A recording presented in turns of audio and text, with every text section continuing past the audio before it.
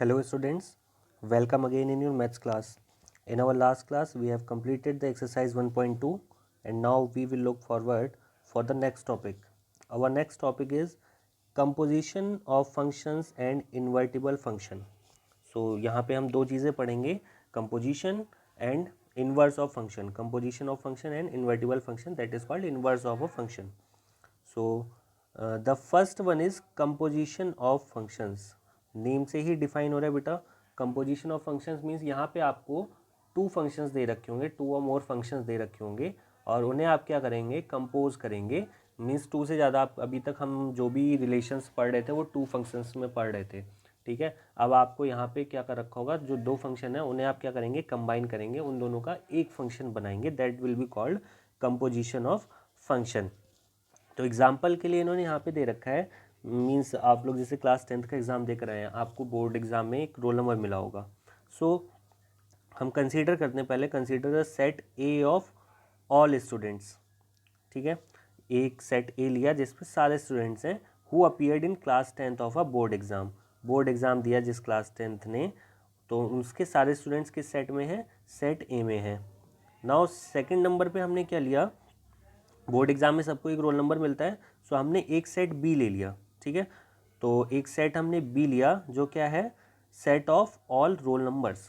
ठीक है, set B जो है उसमें उन बच्चों को जो रोल नंबर अलॉट हुए हैं वो रोल नंबर्स हैं.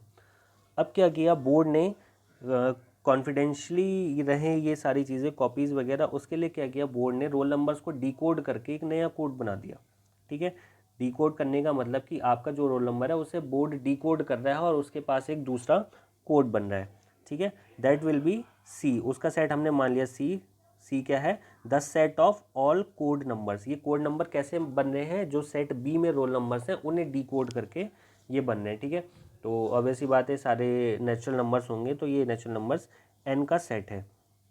सो इस कंडीशन में क्या हुआ बेटा, हमारे पास दो फंक्शन हो गए. First function is f such that A to B. ठीक है, पहला फंक्शन ए टू बी हो गया. ए क्या है, जिसमें सारे स्टूडेंट्स हैं, और बी क्या है, जिसमें स्टूडेंट्स के रोल नंबर हैं. तो सारे स्टूडेंट्स का एक पर्टिकुलर रोल नंबर होगा, तो ए में स्टूडेंट्स और सेट बी में उनके रोल नंबर्स. और एक दूसरा हमारे पास फंक्शन आ गया G such that B into C. B क्या है, सेट ऑफ रोल नंबर्स, और सी क्या है, सेट ऑफ कोड जो उसे डिकोड करके कोड बनाए गए हैं. सो यहाँ पे आपके पास दो फंक्शन आ गए. तो देखेंगे आप बेटा, आपका रोल नंबर है और उस रोल नंबर को डिकोड करके एक कोड बनाया है, तो आप भी उस कोड से कनेक्टेड है. एक्चुअल में वो कोड क्या है, वो आपका ही है. सो ए से बी में एक रिलेशन दे रखा है और बी से सी में एक रिलेशन दे रखा है, तो ऑब्वियस ही बात है ए से सी में भी रिलेशन होगा. ठीक है, तो ये जो पार्ट है इसी को बोलेंगे हम कंपोजिशन ऑफ फंक्शन. ठीक है, तो जब हम ए से बी की बात करेंगे, यानी कि हम फंक्शन लेंगे एफ ए. ठीक है, एफ ए का मीन्स क्या होगा, ए जो है वो मान लिया हमने सेट ए में से, यानी स्मॉल ए सेट ए का एलिमेंट है, दैट इज अ स्टूडेंट, किसी स्टूडेंट का नेम है. सो एफ ए क्या होगा, एफ ए उस स्टूडेंट का रोल नंबर होगा. ठीक है, और फिर हम फंक्शन जी की बात करें, तो जी में अगर हम लेते हैं g B, that is B क्या है, यहाँ पे बी जो है हमारे पास सेट बी का कोई एलिमेंट है, दैट इज रोल नंबर. तो रोल नंबर की जो इमेज है वो क्या होगी, कोड नंबर. तो code number assign to the roll number. तो आपके पास दो फंक्शन आ गए, f A and g B. ठीक है, और ये दोनों को जब हम अटैच करेंगे तो हमारे पास एक नया फंक्शन आ जाता है, that is called g O f. ठीक है, इस फंक्शन को हम जी ओ एफ बोलते हैं. तो आगे डेफिनेशन में देखते हैं, क्लियर हो जाएगा. आपको मान लीजिए दो फंक्शन दे दिए हैं यहाँ पे, लेट एफ दे दिया आपको ए टू बी और एक फंक्शन जी दे दिया B to C. Then the composition of F and G, ये जो एफ और जी का कंपोजिशन है इसे हम डिनोट करेंगे जी ओ एफ से. ठीक है, और ये जी ओ एफ किसे डिफाइन कर रहा होगा, मैंने आपको बताया कि ए का सी से जो रिलेशन है, ए से सी में जो फंक्शन है उसे डिफाइन करेगा जी ओ एफ. ओके, तो G O F such that A to C, set A से सेट सी में जो भी फंक्शन आएगा, रिलेशन आएगा, that will be represented by g O f. ठीक है, अच्छा इसे फाइंड आउट कैसे करेंगे, जैसे हम फाइंड आउट करते हैं एफ एक्स. एफ एक्स क्या होता है, एक्स की इमेज होती है ना. तो सेम कंडीशन जब आप जी ओ एफ लिखेंगे, जी ओ एफ एक्स, तो ये क्या होगा, G O F x equal to G और एफ एक्स. सो पहले एक्स की इमेज आएगी, दैट इज़ एफ एक्स, और उसके बाद एफ एक्स की इमेज आएगी that is G F X for all X belongs to A. ध्यान दीजिए यहाँ पे जो हम x लेंगे, जो ये x की वैल्यूज़ लेंगे, ये कहाँ से होंगी, ये सेट A में से होंगी, ठीक है। और इनकी इमेजेस GOF के बाद हमें कहाँ मिलेंगी, सेट C में मिलेंगी, क्योंकि GOF रिलेशन क्या है, A से C में रिलेशन है, और B जो है वो इन्हें कनेक्ट कर रहा है। एक फिगर दिया हुआ है यहाँ पे, इस फिगर से और समझते हैं इसे थोड़ा सा। मान लीजिए आपके पास एक सेट A है और दूसरा सेट B है, तो A और B में अगर आपको रिलेशन F दे रखा है तो ये कैसे कनेक्ट होगा, A में एलिमेंट X है तो B में एलिमेंट क्या होंगे, FX होंगे, X की इमेजेस होंगी, और फिर B और C जो है वो आपका G से कनेक्टेड है, ठीक है। तो C में क्या होगा, C में जो B के एलिमेंट्स हैं उनकी इमेजेस होंगी, तो B का एलिमेंट FX है तो इसकी इमेज क्या हो जाएगी, GFX, ठीक है। सो अब हमें A से C को डायरेक्ट कनेक्ट करना है, तो हम किससे शो करेंगे, GOF से। A से C में जो कनेक्शन है that will be called GOF, और अब यहाँ से ये क्लियर है कि किसके इक्वल हो जाएगा, GOF is equal to GFX, ठीक है। तो आगे एक एग्जांपल देखते हैं बेटा, एग्जांपल नंबर 15 जो आपको दे रखा है। Let F equal to 2 3 4 5, f आपको दे रखा है, उसमें एक सेट 2 3 4 5 का रिलेशन दे रखा है सेट 3 4 5 9 से, and g such that 3 4 5 9 to 7 11 15। तो ये तीन आपको सेट दे रखे हैं, और फंक्शंस को डिफाइन कर रखा है F2 इक्वल टू 3, ठीक है। F की बात जब हम करेंगे तो ये फर्स्ट वाला रिलेशन लेंगे, और जब G की बात करेंगे तो ये सेकंड वाला रिलेशन लेंगे। सो F2 इक्वल टू 3, यानी 2 की इमेज क्या है, 3, F3 इक्वल टू 4, 3 की इमेज है 4, और F4 और F5 इक्वल टू 5। तो ये तो आपको फर्स्ट जो F रिलेशन दे रखा है उसके फंक्शंस दे दिए, और फिर G के लिए आपको फंक्शंस दे रखे हैं, G3 equal to G4 equal to 7, G के जो दो एलिमेंट है 3 4 उसकी इमेज दे दी 7, and G5 equal to G9 is equal to 11। So अब आपको फाइंड आउट करना है GOF। तो ध्यान दीजिए GOF हमेशा किसके लिए फाइंड आउट किया जाएगा, जो हमारे पास सबसे पहला सेट होगा A, उसके एलिमेंट्स के लिए। यहाँ पे आपको डिफाइन किया गया था कि GOF equal to GFX for all x belongs to A। So हमारे पास यहाँ जो सबसे पहला वाला सेट है, यानी कि जिसमें एलिमेंट्स है 2 3 4 5, इनके लिए हम GOF फाइंड आउट करेंगे। तो इट मीन्स पहला क्या होगा, GOF2। सो GOF2 निकालना है तो इज इक्वल टू क्या हो जाएगा, G एंड F2। उसके बाद बेटा F2 की वैल्यू आपको दे रखी है 3, सो इट विल बी G3, और G3 की वैल्यू हम यहाँ बाद से लेंगे, it will be equal to 7। So GOF2 equal to क्या आ गया, 7 आ गया, ठीक है। ये प्रोसेस समझ में आया। GOF हम जब भी GOF निकालेंगे वो हमेशा फर्स्ट वाले सेट में से निकालेंगे, मीन्स सेट A में से, या जो सबसे पहले आपको सेट दे रखा है वहाँ से निकालेंगे। और निकालने का प्रोसेस क्या है, GOF इक्वल टू GFX होता है। सो वही हम पुटअप करते जाएंगे, और हमें FX और GX की वैल्यूज़ क्वेश्चन में दे रखी होंगी। सो सेकंड हमें GOF3 निकालना होगा, तो वो कैसे निकालेंगे, GOF3 इक्वल टू GF3 हो जाएगा। F3 की वैल्यू आपको 4 दे रखी है, so it will be G4, and G4 will be equal to 7। Same as GOF4 and GOF5 आप फाइंड आउट करेंगे। तो आप देखेंगे GOF4 इक्वल टू क्या हो जाएगा, GF4, F4 की इमेज आपको 5 दे रखी है, सेम एज F5 की इमेज भी 5 है। सो आप देखेंगे GOF4 equal to 11 and GOF5 equal to also 11। तो ये दोनों वैल्यूज़ आपकी इक्वल आ जाएंगी। सो ये आ गया हमारे पास GOF। तो इसकी बेटा इसका मेन रीज़न यही है कि आपको अगर 3 सेट्स दे रखे हैं, ठीक है, आगे के 2 सेट में कोई रिलेशन F है, बाद के 2 सेट में कोई रिलेशन G है, तो उनका जो आपस में रिलेशन है फर्स्ट सेट का थर्ड सेट से, उसे डिफाइन करेंगे हम GOF से। एक और एग्जांपल देखते हैं, एग्जांपल नंबर 16। एग्जांपल नंबर 16 में आपको क्या दे रखा है, GOF और FOG दोनों चीज़ें फाइंड आउट करनी है। यहाँ पे एक चीज़ और एक्स्ट्रा बढ़ गई है, FOG, उसे भी देखेंगे हम कैसे फाइंड आउट करते हैं। आपको दे रखा है function R into R, and G भी दे रखा है R इंटू आर, दोनों आपको रियल नंबर्स में दे रखे हैं। गिवन बाई FX की वैल्यू है cos x और GX की वैल्यू है 3x स्क्वायर। तो हमें पहले GOF और FOG फाइंड आउट करना है और शो करना है कि ये दोनों इक्वल नहीं होंगे। सो देखते हैं हम सबसे पहले GOF फाइंड आउट करते हैं एक जनरली वे में। सो GOF क्या हो जाएगा बेटा, GOF इक्वल टू GFX हो जाएगा, ठीक है। उसके बाद FX की वैल्यू आपको cos x दे रखी है, तो क्या नोट डाउन करेंगे, G cos x, ओके।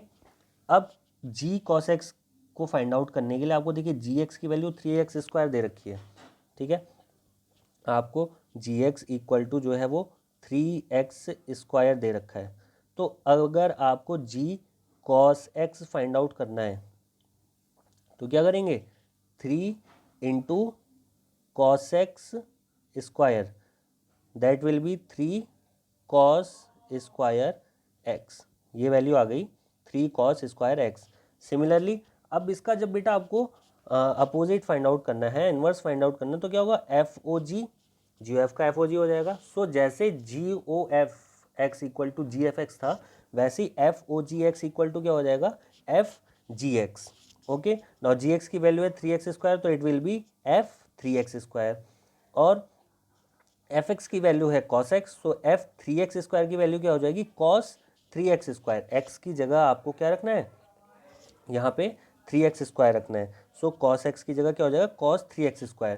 तो आप नोट डाउन करेंगे, जी ओ एफ एक्स आपने जब निकाला तो वो आया 3 cos²x, और एफ ओ जी एक्स निकाला तो वो आया कॉस 3x²। तो दोनों ही अलग अलग हैं, दोनों इक्वल नहीं है, तो क्लियर हो गया यहाँ से G O F does not equal to F O G. Now next example, example number 17। बेटा सारे ही एग्जाम्पल्स यहाँ पे इंपॉर्टेंट हैं, तो देखते हुए चलेंगे, थोड़ा समझने में आसानी रहेगी। Example number 17 is show that if, अब आपको जो फंक्शन दे रखा है F such that r-7/5 into r-3/5, ये फंक्शन आपको दे रखा है। First is defined by, define कैसे कर रखा है, F x equal to 3x+4/5x-7, and G जो आपको दे रखा है r-3/5 इंटू r-7/5। एक चीज़ आप नोटिस कीजिए, ये दोनों रिलेशन जो हैं जस्ट अपोजिट ही हैं, ठीक है। आपको ऊपर जो दे रखा है r-7/5 इंटू r-3/5 दे रखा है, और यहाँ नीचे जो दे रखा है जी रिलेशन r-3/5 इंटू r-7/5 दे रखा है। इट मीन्स ये कैसे हैं, इन्वर्स रिलेशन दे रखे हैं। जी एक्स कैसे डिफाइन किया गया है, 7x+4/5x-3। तो क्या शो करना है हमें, f O g equal to I A and g O f equal to I B, ये इन्वर्स दे रखे हैं, और आपको फाइंड आउट करना है कि ये क्या होंगे, आइडेंटिटी फंक्शंस होंगे। आइडेंटिटी फंक्शंस का मतलब क्या होगा, जैसे हम आइडेंटिटी एलिमेंट्स की बात करते थे, आइडेंटिटी एलिमेंट्स क्या होते थे, आइडेंटिटी एलिमेंट्स किसी भी सेट में या किसी फंक्शन में, किसी रिलेशन में ऐसे एलिमेंट्स होते थे, अगर हम उन्हें, जो भी आपको बाइनरी ऑपरेशन दे रखा है, प्लस करते हैं, माइनस करते हैं, सब्ट्रैक्ट करते हैं किसी भी नंबर के साथ, तो आपको वही नंबर मिल जाए। जैसे आपके पास कोई भी नंबर हो, नेचुरल नंबर्स हो, और आपके पास जो ऑपरेशन है binary operation, that is multiplication, तो आइडेंटिटी एलिमेंट क्या होता था, 1, क्योंकि 1 से आप किसी भी नंबर को मल्टीप्लाई करेंगे तो आपको वही एलिमेंट मिल जाएगा। सेम एज अगर एडिशन है बाइनरी ऑपरेशन, तो उसके लिए आइडेंटिटी एलिमेंट क्या होता था, 0। इट मीन्स आप किसी भी नंबर में 0 ऐड करेंगे तो आपको वही नंबर मिल जाएगा। तो यहाँ पे बात हो रही है आइडेंटिटी फंक्शन की। सो आइडेंटिटी फंक्शन क्या होगा, identity function will B that function कि आप कोई भी ऑपरेशन लगाएं, उसमें आपको कोई भी फंक्शन की वैल्यू दे रखी होगी, तो किसी भी एलिमेंट के लिए आप वो फंक्शन यूज़ करें, आपको आंसर में वही एलिमेंट मिल जाएगा। इट मीन्स आपको एफ एक्स की वैल्यू दे रखी है यहाँ पे 3x+4/5x-7, बट अगर आप वो ऑपरेशन यूज़ करें जी ओ एफ, तो यहाँ पे ये वैल्यू रखने के बाद F x equal to X मिल जाए आपको, ठीक है। या अगर आप यहाँ पे एफ एक्स की जगह 1 पुटअप करते हैं, तो इसे सॉल्व करने के बाद वापस से 1 मिल जाए। एक्स की जगह 5 पुटअप करते हैं, तो f5 की वैल्यू जो है वो इक्वल टू 5 आ जाए। In this condition it will be said to be identity function. So आगे हम इसे सॉल्व करते हैं। तो सबसे पहले हमें क्या फाइंड आउट करना है, जी ओ एफ, और उसके बाद हम एफ ओ जी निकालेंगे। सो G O F find out करते हैं बेटा। पहले जी ओ एफ क्या हो जाएगा यहाँ पे आपका, G O F x equal to G F X होता है।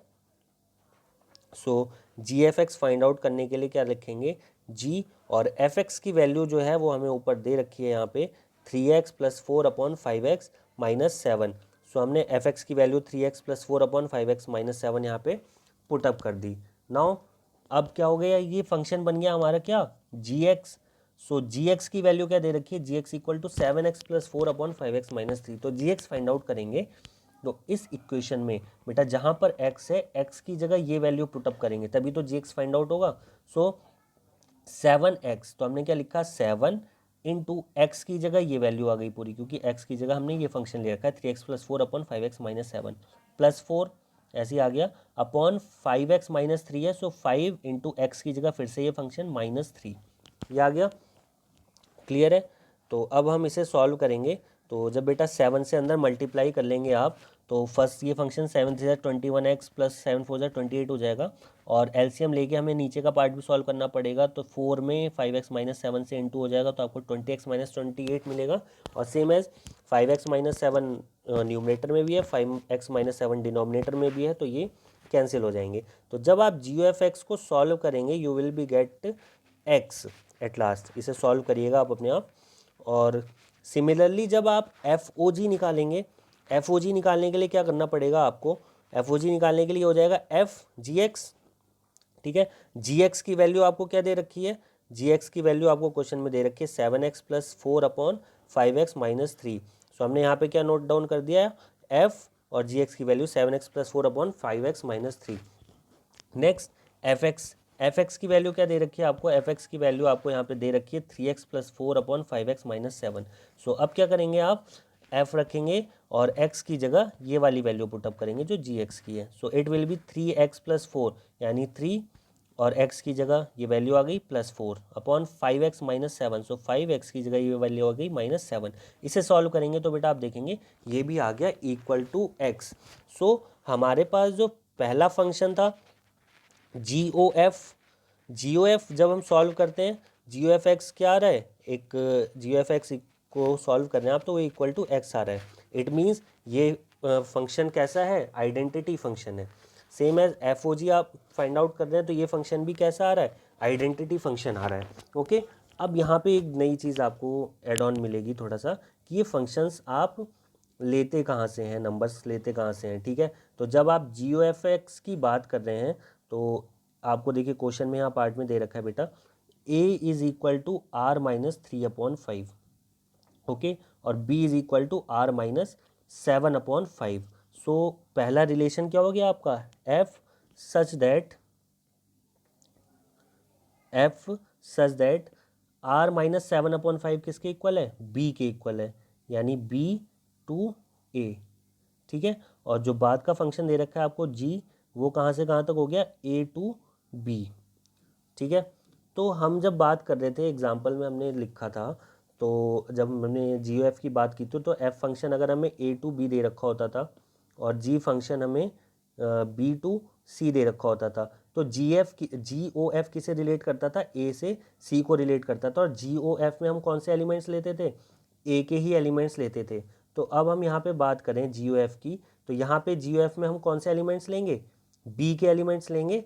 सो इसलिए G O F x equal to X आया। तो जी ओ एफ एक्स जो बेटा आइडेंटिटी फंक्शन है, वो कौन से सेट के लिए होगा, सेट बी के लिए होगा। Okay, so G O F x equal to X for all X belongs to B. Same as अब एफ ओ जी उसका अपोजिट ले लिया, तो यहाँ पे क्या होगा, F O G x equal to X for all X belongs to A. ठीक है, तो ये हमारे क्या हो गए, दोनों आइडेंटिटी फंक्शन हो गए, और दोनों हैं कैसे, इक्वल आ रहे हैं। Now next example number 18।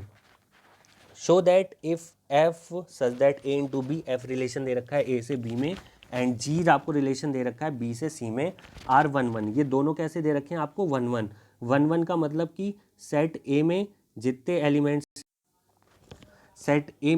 जितने एलिमेंट्स हैं उनकी डिस्टिंक्ट इमेज होगी बी में, और सेम एज यहाँ पे क्या होगा, बी के जितने एलिमेंट्स हैं उनकी डिस्टिंक्ट इमेज होगी सी में, तभी तो ये 1 1 होंगे। तो हमें फाइंड आउट क्या करना है, क्या शो करना है, देन जी ओ एफ की बात करें, यानी कि ए से सी को जो फंक्शन कनेक्ट कर रहा है, A to C is also 1 1। It means क्या शो करना है कि ए में जितने एलिमेंट्स हैं उनकी सबकी सी में डिस्टिंक्ट इमेज होगी। ठीक है, तो जब हमें 1 1 शो करना होता था, तो बेटा हम क्या शो करते थे पहले, जब हमें थ्योरेटिकली शो करना होता तो हम लेके चलते थे f(x1) इक्वल टू f(x2), और हम लास्ट में अगर हमारा x1 इक्वल टू x2 आ जाता था, सो वहाँ पे हम कह देते थे कि दिस फंक्शन इज़ 1 1। तो अब हम यहाँ पे ऑपरेशन fx की जगह हमारा जी ओ एफ एक्स हो गया है, तो G O F x1 equal to G O F x2 लेकर चलेंगे, और इसे जाने के बाद अगर x1 इक्वल टू x2 आ गया तो कह देंगे फंक्शन 1 1 है। बट उससे पहले एग्जाम्पल्स हम समझते हैं कि ये 1 1 होगा कैसे। तो आपके पास बेटा 3 सेट आ गए, ए बी एंड सी। सो ए में एलिमेंट्स हैं आपके पास 1 2 3 एंड 4, ठीक है। बी में आपके पास बेटा एलिमेंट्स हैं 1 2 3 4 5 6, ठीक है। और सी में आपके एलिमेंट्स हैं 1 2 3 एंड 4। ये एलिमेंट्स आपको दे रखे हैं। फंक्शन अगर आपको डिफाइन कर रखा है कि f x equal to x है और जी एक्स इक्वल टू भी एक्स है, तो क्या होगा, ए से बी में जब हम इमेज की बात करेंगे तो 1 की इमेज 1, 2 की इमेज 2, 3 की इमेज 3 और 4 की इमेज 4, ठीक है, क्योंकि यहाँ पे फंक्शन एफ लगता है। और बी से सी में फंक्शन जी लगता है, तो इसकी भी बात करें जी एक्स इक्वल टू एक्स है तो 1 की इमेज 1, 2 की इमेज 2, 3 की इमेज 3 और 4 की इमेज 4, ठीक है। तो आप क्या देख रहे हैं यहाँ पे, ए से बी में जो फंक्शन हमें दे रखा है, ए से बी में जो फंक्शन हमें दे रखा है वो कैसा है, 1 1 है, क्योंकि सारे एलिमेंट्स की डिस्टिंक्ट इमेज है। सेम हम बी से सी की बात करें तो ये भी फंक्शन 1 1 है, क्योंकि सारे एलिमेंट्स की 1 2 3 और 4 सबकी डिस्टिंक्ट इमेज है। सो ए से सी में जब हम कनेक्ट करेंगे तो ऑब्वियस ही बात है, जब इसके सारे एलिमेंट्स की, ए के सारे एलिमेंट्स की इमेज बी में है और बी के सारे एलिमेंट्स की इमेज सी में है, तो ऑब्वियस ही बात है ए के जितने एलिमेंट्स हैं सबकी इमेज सी में होगी। अब थ्योरेटिकली यहाँ पे लेते हैं, अगर G F x one equal to G F x two लेके चलते हैं तो इसकी वैल्यू क्या हो जाएगी, जी एफ एक्स वन हो गया जी एफ एक्स वन और ये हो गया जी एफ एक्स टू, ठीक है। अब आपको क्या दे रखा है क्वेश्चन में कि हम ये लेके चल रहे हैं ना एफ एक्स कि ए टू बी जो फंक्शन है वो 1 1 है। It means F x one equal to F x two होगा, तो ये आ गया आपका F x one equal to F x two, because G जो है वो 1 1 आपको दे रखा है, जी पहले से ही 1 1 दे रखा है। बी के जितने एलिमेंट्स हैं सबकी डिस्टिंक्ट इमेज होगी सी में। सेम कंडीशन अब f x one equal to F x two की बात आती है, यानी यहाँ पे आ गई ये फंक्शन एफ भी आपको 1 1 दे रखा है, तो इसका मतलब X one equal to X two आ जाएगा, क्योंकि ए के सारे एलिमेंट्स जो हैं उनकी इमेज बी में होगी, so X one will be X two. तो हम ये लेकर चले थे पार्ट और ये आ गया, it means the function is 1 1। Now example number 19, इसका जस्ट अपोजिट है, if f such that A to B and g such that B into C are onto. अब ये फंक्शन आपको ऑन टू दे दी, तो आपको बताना है जी एफ जो है वो भी ऑन टू होगा। तो ये भी बेटा बहुत सिंपल सा है, आपका 3 सेट हो गए ए बी और सी, ठीक है। अब अगर हम बात करते हैं ए टू बी जो फंक्शन दे रखा है ये 1 1 है, यानी कि बी में जितने भी एलिमेंट होंगे, ठीक है, उनकी प्री इमेज होगी ए में, ठीक है, प्री इमेज होगी ए में। और सी में जितने एलिमेंट हैं उनकी प्री इमेज कहाँ होगी, बी में होगी। तो इसका मतलब कि सी में जितने भी एलिमेंट्स हैं वो बी के एलिमेंट से रिलेटेड है और बी के जो एलिमेंट्स हैं वो ए से रिलेटेड है, तो ऑब्वियस ये बात है सी के सारे एलिमेंट्स ए से रिलेटेड होंगे, यानी सी में जितने भी एलिमेंट्स हैं वो ए के किसी ना किसी एलिमेंट की इमेज होंगे। सी के लिए सेट ए में प्री इमेज होगी, तो ये क्या होगा, फंक्शन आपका ऑन टू होगा। लैंग्वेज के लिए आप इसे नोट डाउन कर सकते हैं इस टाइप से कि अगर आपको एक एलिमेंट जेड जो है वो सी में दे रखा है, ठीक है, और उसकी प्री इमेज कहाँ पर होगी, वाई में, क्योंकि जी जो है वो ऑन टू है। अब y जो है यहाँ से फंक्शन a इंटू बी भी जो है ऑन टू है, तो यानी y की प्री इमेज जो होगी वो a में होगी, तो इसका मतलब z की प्री इमेज जो है वो f में होगी, दैट विल बी x, ठीक है ना। x अगर यहाँ y से कनेक्ट है और y जो है z से कनेक्ट है तो x जो है वो ऑटोमेटिकली z से कनेक्ट हो जाता है, so this function will be onto. तो इन एग्जाम्पल्स तक बेटा आप रिविज़न कीजिएगा, बहुत इंपॉर्टेंट है, थोड़ा सा कंफ्यूजिंग टॉपिक भी है, तो पहले आप जी यू एफ और एफ ओ जी को रिवाइज कर लीजिए सही से, आगे हम इन्वर्टिबल फंक्शंस पढ़ेंगे।